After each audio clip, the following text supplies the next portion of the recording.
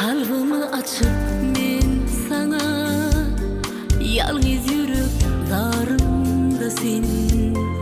Gönlüm aytsadın bana, akvalım barımda sen.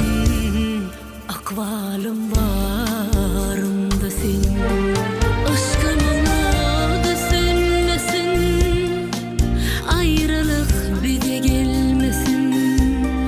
Sırrımı ayan eylesin, hayalım halimda sen. Hayalım halimda sen.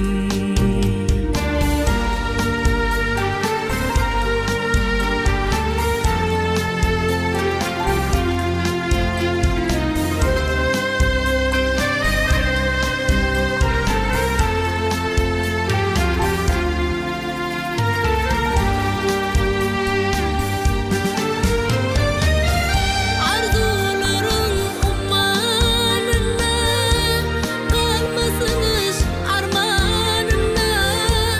Şeyda bolup hayranımda, süğümedin bağında men. Süğümedin bağında men. Yol yürüsüm uğrum sana, gözlerimde nurum sana. Balsın bulup bakar bana, bakı kalsan yanımda sen. Bakı kalsan yanımda sen.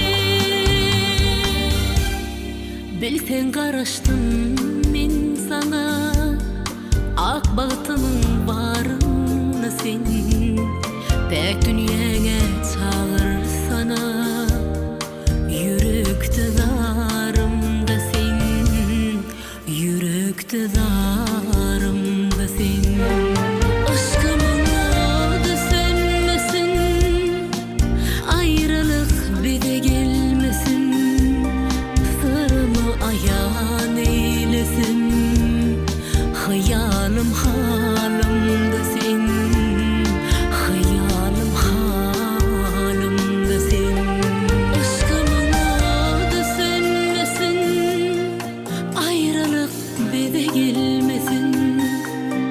Sırrımı ayan eylesin, hayalım halimda sen.